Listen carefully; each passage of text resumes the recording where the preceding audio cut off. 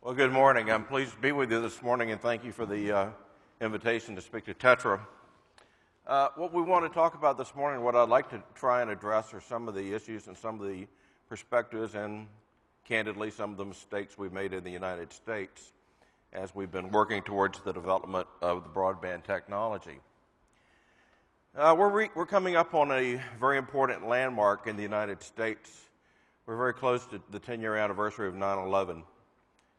For those of you who are not familiar with the life of the United States, perhaps there has been no single event which has impacted the United States like 9/11 since perhaps Pearl Harbor and World War II. A dramatic event that's caused a dramatic shift in federal spending priorities, homeland security development, and a number of other things.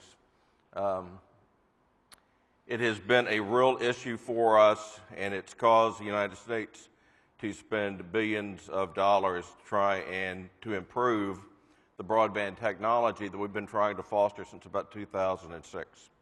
We haven't made the progress we'd like to make, but we're continuing to push along. Part of the issues we've had, as you know, the United States has by and large a bipartisan system with Republicans and Democrats running the Congress. For those who are not familiar with the Congress, you can get an example. Here in Budapest, I went on a tour the other day in Budapest, and they said, here's the Budapest Zoo. It's the second oldest zoo in the world, and I had to think of the Congress of the United States had to be number one in terms of the zoo.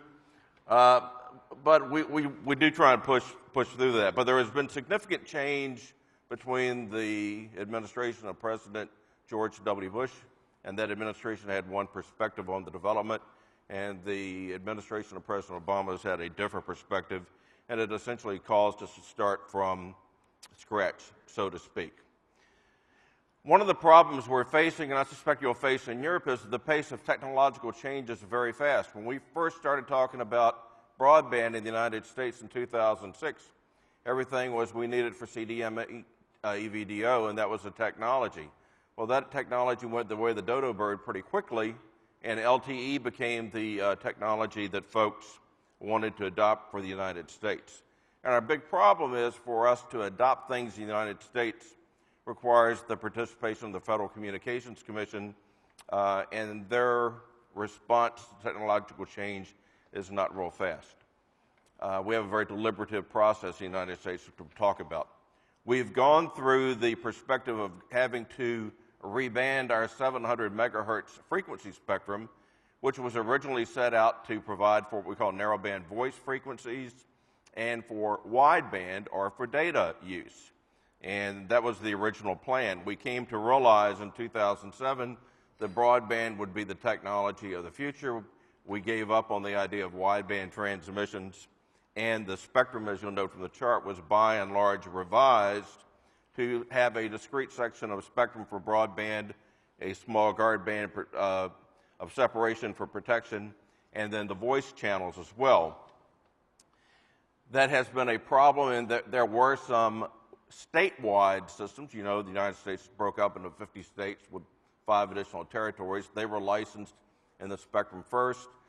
They went and developed fairly large systems. Those frequencies have had to be rebanded into this new plan. That's been an enormous problem for us.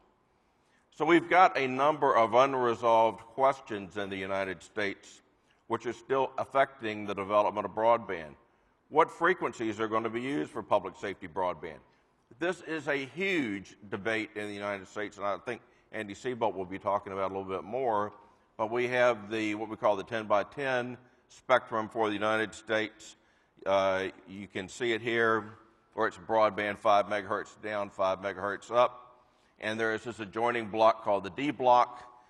Public safety wants that. The commercial carriers in the United States, some of the commercial carriers want that as well. That's a real problem.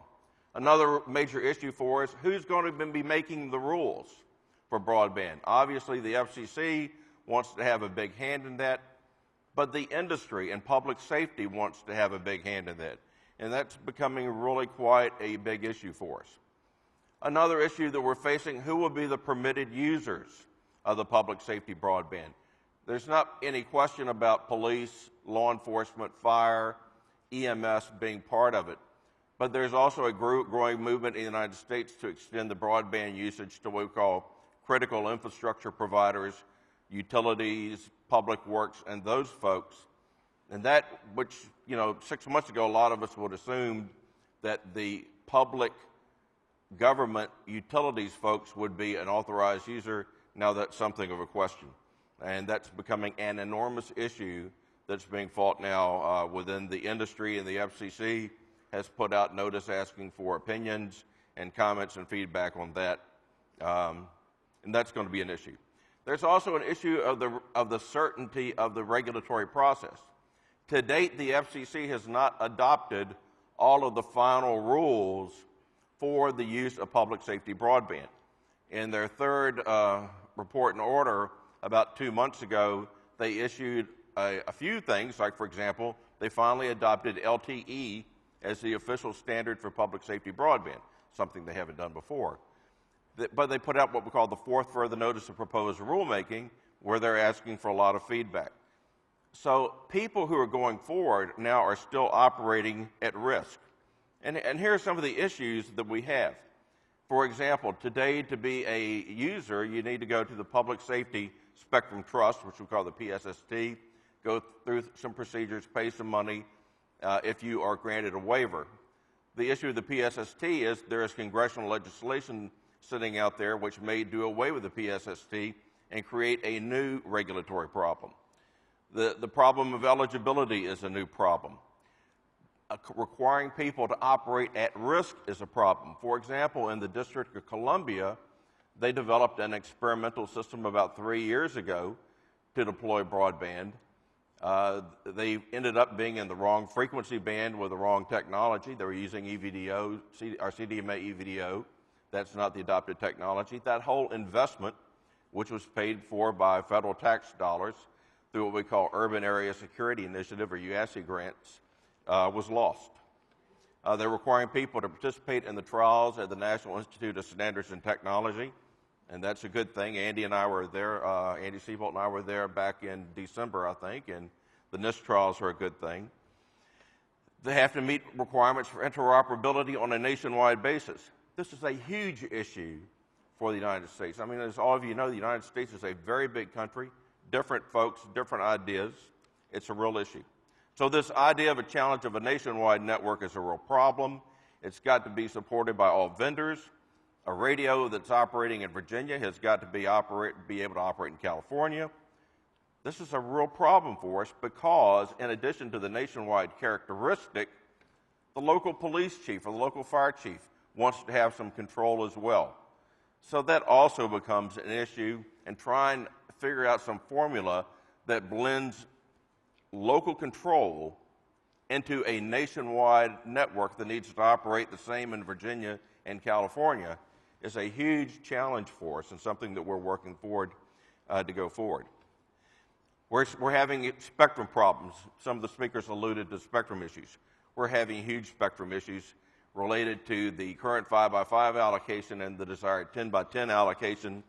We've got bills in the House, 2 bills in the Senate that have been introduced to give frequencies. One of the bills, H.R. 607, calls for taking people out of all the other bands, frequency bands, moving them to 700 and 800 megahertz. Enormously complicated problem in areas like Los Angeles.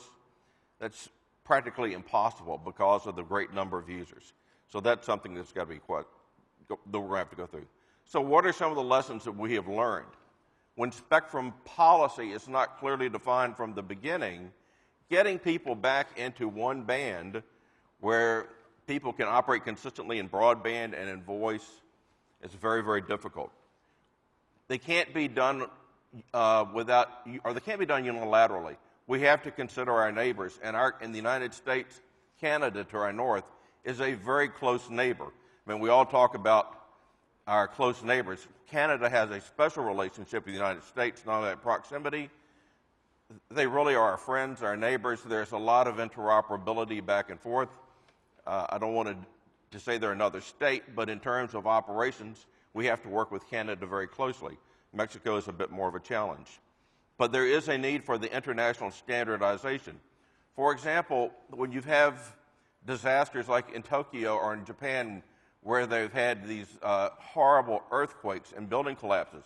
Teams from the United States, and a lot of these teams are from local governments, will fly over there to try and be helpful in the disaster restoration. It's helpful if the equipment operates on the same frequency, and there is what we call harmonization. Real quickly, talking about the Commission's National Broadband Plan.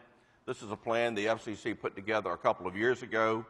Basically had 4 elements. Number 1, the 5x5 public safety band. Number 2, roaming onto the commercial wireless networks using microcells and antenna systems within buildings and deployable equipment caches. This plan has not really been adopted yet by anybody on the FCC. It's trying to get to 95% of the population. That's a problem for public safety. We realize that coverage has to be everywhere. It can't be limited to population areas. There are areas in the United States and the West where they're very low in population, but you can have an incident. Nobody asks a dumb question unless you're a consultant. And one of the dumb questions I asked one time when I was interviewing a fire chief was, well, where do you need coverage for the radio system? And his answer was quite simply, where the fire is.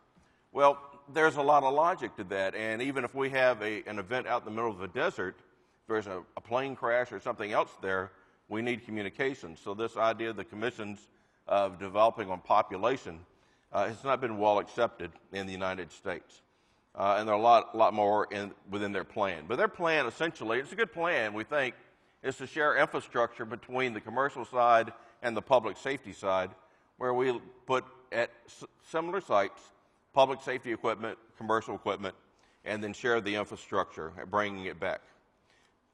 They've put together some cost to deploy in the United States, almost $45,000. They expect to be $6.3 billion, which in Hungarian money must be about $80 trillion or something. I'm not quite sure how that works. I haven't figured out the Hungarian money yet.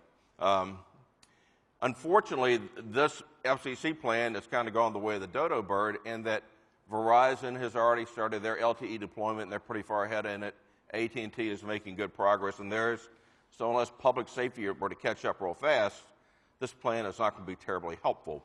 But it does tell you that we've got a gap somewhere between $6.3 billion and $15.7 billion to spend on the public safety network. And with that, Phil, maybe we can have questions later on.